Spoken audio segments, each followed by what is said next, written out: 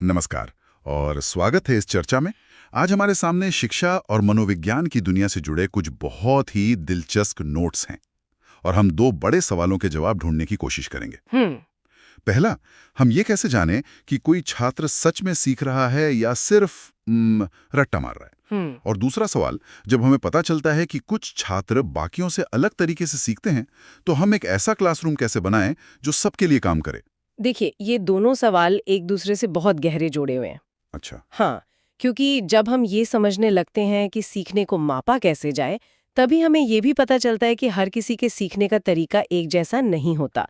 और ये बातें सिर्फ स्कूलों के लिए नहीं है, ये किसी भी संगठन, टीम, यहाँ तक कि परिवार के लिए भी जरूरी हैं। बिल्कुल। तो चलिए इसे परत दर परत खोलना शुरू करते हैं।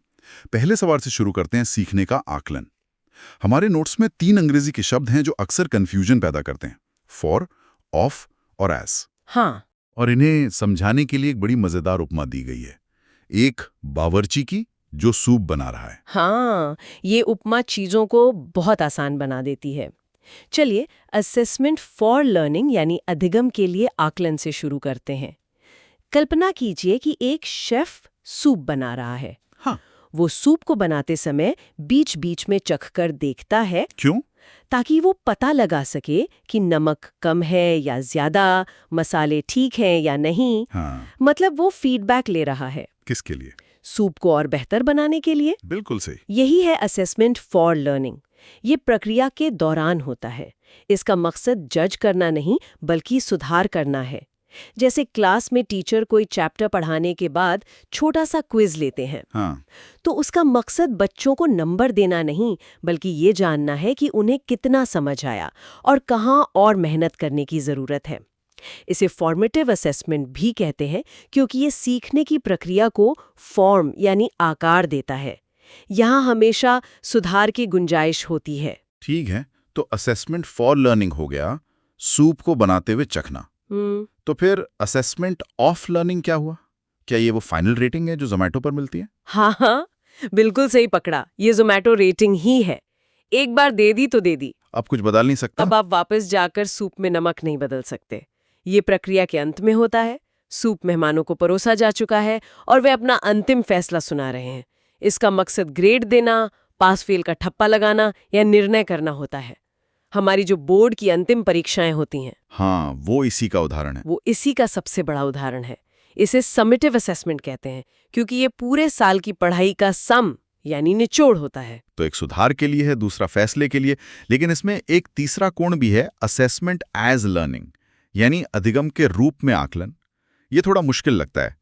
यहाँ शेफ वाली कहानी कैसे फिट होगी? यहाँ कहानी थोड़ी बदल जाती है।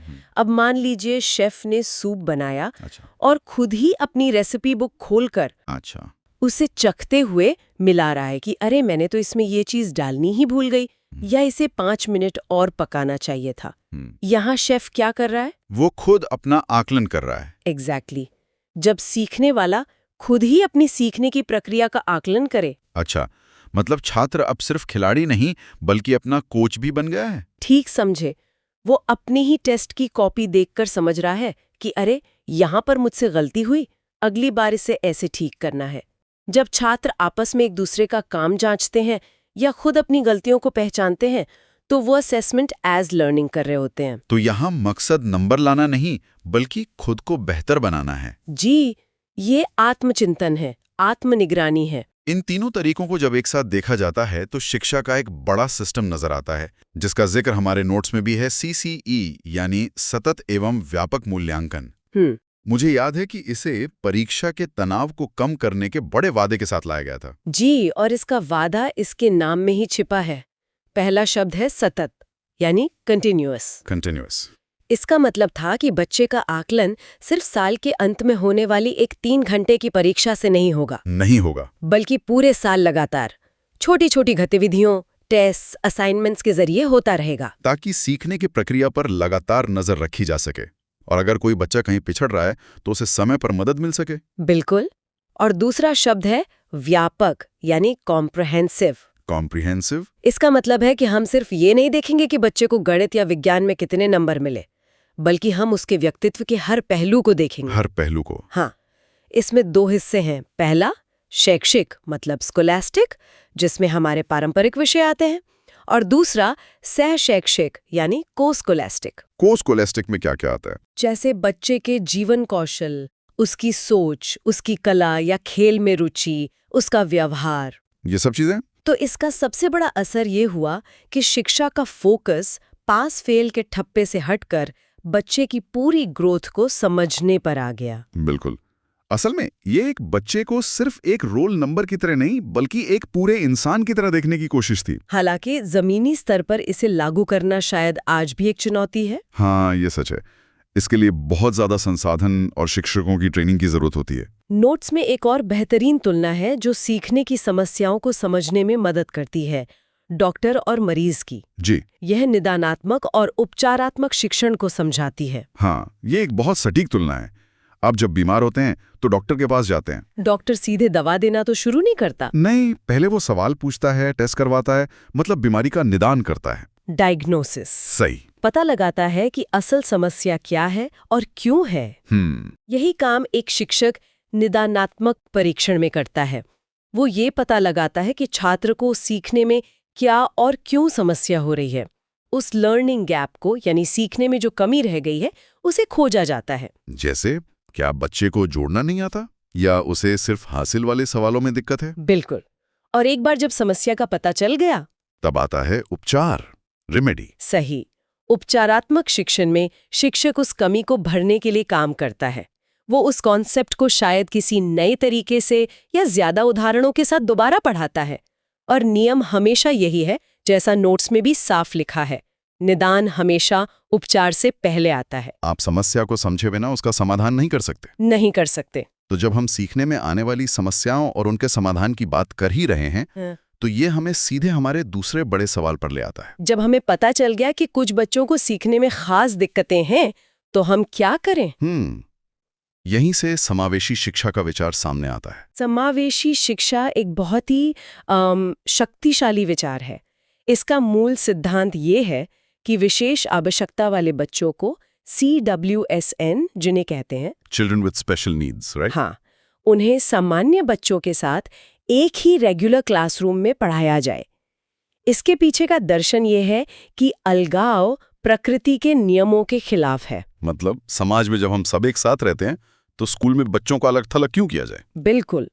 और इसका सबसे महत्वपूर्ण सिद्धांत ये है कि सिस्टम को बच्चे के अनुसार बदलना होगा। अच्छा। ना कि बच्चे को सिस्टम के लिए। मतलब बच्चा सिस्टम में फिट होने के लिए खुद को नहीं बदलेगा। नहीं, सिस्टम बच्चे के लिए लचीला बनेगा। जी। यानी अगर किसी बच्चे को देखने में दिक्कत है तो क्लास में आगे बैठाना सिस्टम की जिम्मेदारी है। और यहीं पर समता और समानता का फर्क समझना बहुत जरूरी हो जाता है। इक्वालिटी और इक्विटी। हाँ, ये दो शब्द अक्सर एक ही मान लिए जाते हैं, पर इनमें जमीन आसमान का अंतर है ना? बहुत बड़ा अंतर है। और हमारे नोट्स में जो सीढ़ियों और रैंप का उदाहरण है, वो सारी दुविधा दूर कर देता है। हाँ, बताइए। समानता का मतलब है सबको एक ही चीज देना। मान लीजिए एक बिल्डिंग के बाहर 3 लोग खड़े हैं। एक की हाइट अच्छी है, एक की कम है और एक व्हीलचेयर पर है। ठीक है। समानता के नाते आपने तीनों को एक ही साइज का बक्सा दे दिया ताकि वो दीवार के पार देख सकें। क्या ये काम करेगा? बिल्कुल नहीं। व्हीलचेयर वाले के लिए तो वो बक्सा किसी काम का नहीं। सही। अब आते हैं समता पर। समता का मतलब है हर किसी को वो देना जिसकी उसे जरूरत है, ताकि सब एक ही स्तर पर पहुंच सकें। अच्छा। यानी लंबे व्यक्ति को शायद किसी बक्से की जरूरत नहीं, कम हाइट वाले को एक बक्सा और व्हीलचेयर वाले को एक रैंप चाहिए। एक रैंप चाहिए। समावेशी शिक्षा इसी समता पर आधारित है। तो अब उन कुछ विशेष चुनौतियों की बात करते हैं जिनका सामना कुछ छात्र करते हैं, जिन्हें अधिगम अक्षमता या लर्निंग डिसेबिलिटीज कहा जाता है। नोट्स में साफ तौर पे लिखा है कि इनका बुद्धिमत्ता यानी IQ से कोई लेना देना नहीं है। ये समझना सबसे जरूरी है। ये न्यूरोलॉजिकल डिसऑर्डर है, मतलब दिमाग की वायरिंग थोड़ी अलग होती है। अक्सर ऐसे बच्चे औसत या औसत से ज्यादा बुद्धिमान होते हैं, लेकिन उन्हें कुछ खास क्षेत्रों में संघर्ष करना पड़ता है। नोट्स में कुछ मुख्य क्षमताओं का जिक्र है जिन्हें कभी-कभी मजाक में डिस फैमिली भी कहा जाता है। हाँ, क्योंकि ज्यादातर के नाम डिस से शुरू होते हैं। तो ये जो डिस से शुरू होने वाली अक्षमताएं हैं, चलिए 3 सबसे आम को समझते हैं। एक, जो शब्दों को देखने पर असर डालता है। दूसरा, जो उन्हें लिखने पर। और तीसरा जो नंबरों की दुनिया में उलझा देता है। बहुत बढ़िया तरीका है इसे समझने का। तो जो शब्दों को देखने या पढ़ने पर असर डालता है उसे कहते हैं डिसलेक्सिया। डिसलेक्सिया। इसमें बच्चे अक्षरों या शब्दों को उल्टा देख सकते हैं, जैसे अंग्रेजी के 100 को वॉज पढ़ना या बी को डी समझ लेना। तारे जमीन पर फिल्म इसका एक बहुत अच्छा उदाहरण है। बहुत ही संवेदनशील और सटीक उदाहरण है। एक मिनट, ये 100 को वॉज पढ़ना तो बहुत आम गलती लगती है, छोटे बच्चे अक्सर करते हैं। हाँ, तो फिर एक सामान्य गलती और डिसलेक्सिया में फर्क कैसे पता चलता है? बहुत अच्छा सवाल है। फर्क निरंतरता और उम्र का है। एक छोटा बच्चा ऐसी गलतियां कर सकता है, लेकिन अगर एक 8 या 9 साल का बच्चा लगातार ऐसी गलतियां कर रहा है और पढ़ने से कतराता है, तो ये एक संकेत हो सकता है। हाँ, ये एक संकेत हो सकता है। ये कोई एक लक्षण नहीं, बल्कि कई लक्षणों का एक पैटर्न होता है। ठीक है, अब आते हैं उस पर जो शब्दों को लिखने पर असर डालती है। उसे कहते हैं डिस्ग्राफिया। जैसा कि नाम में ग्राफ शब्द है, ये लिखने से जुड़ी समस्या है। इसमें लिखावट बहुत खराब हो सकती है, अक्षरों या शब्दों के बीच सही जगह छोड़ने में मुश्किल होती है। मतलब दिमाग में तो शब्द सही है, पर हाथ उसे कागज पर ठीक से उतार नहीं पाता। बिल्कुल, पेन या पेंसिल पकड़ने का तरीका भी अजीब हो सकता है। और तीसरा, जो नंबरों की दुनिया में उलझा देता है, वो है डिस्कैल्कुलिया। डिस्कैल्कुलिया शब्द कैलकुलेटर से जुड़ा है। ऐसे बच्चों को गणित के मूल सिद्धांतों को समझने, गिनती करने या आसान गणना करने में भी बहुत परेशानी होती है। अच्छा, उन्हें समय देखना या पैसों का हिसाब किताब रखना भी मुश्किल लग सकता है। नोट्स में कुछ और अक्षमताओं का भी जिक्र है, जैसे डिस्प्रैक्सिया। हाँ, डिस्प्रैक्सिया सीधे तौर पर अकादमिक नहीं है, लेकिन उसका असर पढ़ाई पर पड़ता है। यह मोटर स्किल्स या गामक कौशल से जुड़ी समस्या है। मतलब शरीर के अंगों और दिमाग के बीच तालमेल में दिक्कत होती है। जैसे शर्ट के बटन लगाना, जूते के फीते बांधना या बॉल को कैच करना, इन्हें अक्सर अनाड़ी या क्लमजी समझ लिया जाता है। और एक है डिस्फेजिया। जी, डिस्फेजिया या अफेजिया, जो भाषा को समझने या बोलने में कठिनाई से संबंधित है। तो ये डिस फैमिली तो अकादमिक स्किल से जुड़ी हैं, लेकिन सीखने में चुनौती सिर्फ यहीं तक सीमित नहीं है। नोट्स में 2 और स्थितियों का जिक्र है जो बच्चे के ध्यान देने की क्षमता या उसके सामाजिक व्यवहार पर असर डालती हैं, ADHD और ऑटिज्म। जी, ADHD यानी attention deficit hyper activity disorder. इसके 3 मुख्य लक्षण हैं।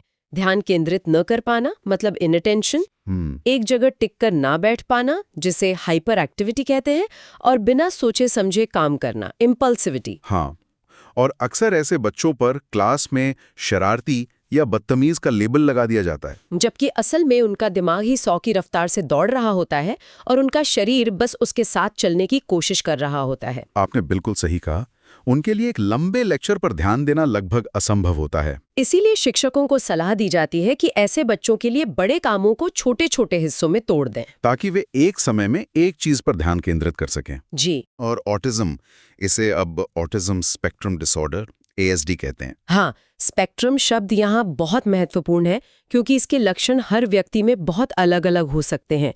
लेकिन जो आम बात देखी जाती है वो है सामाजिक मेलजोल में परेशानी। जैसे उन्हें आई कांटेक्ट बनाने, दूसरों के हाव भाव समझने या दोस्त बनाने में मुश्किल हो सकती है।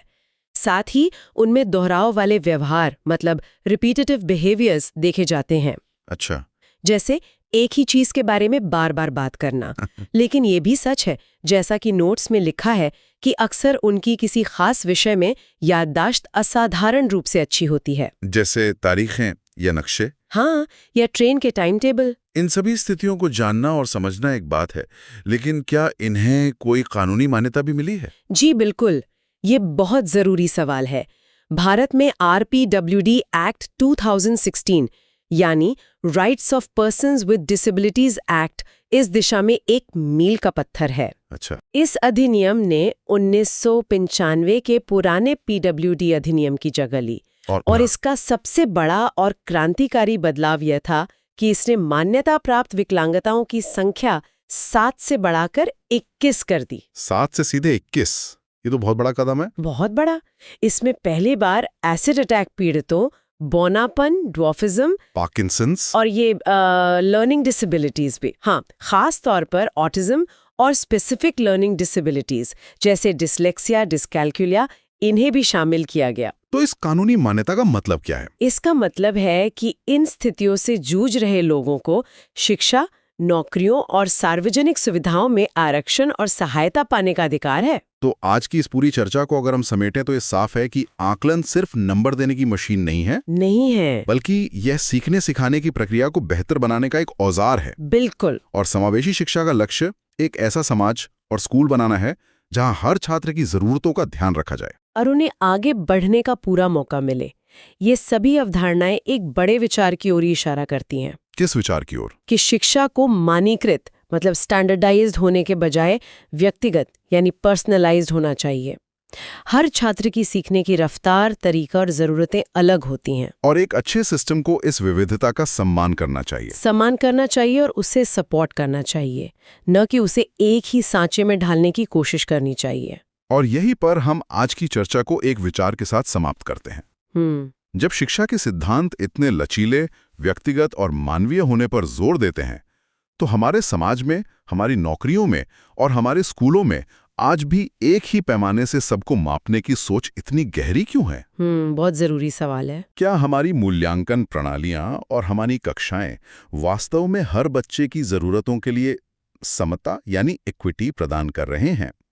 या हम अभी भी समानता यानी इक्वालिटी के पर्दे के पीछे छिपकर सबको एक ही दौड़ में दौड़ा रहे हैं, ये जाने बिना कि किसी के पैरों में जूते हैं और कोई नंगे पांव हैं? इस पर विचार जरूर कीजिएगा।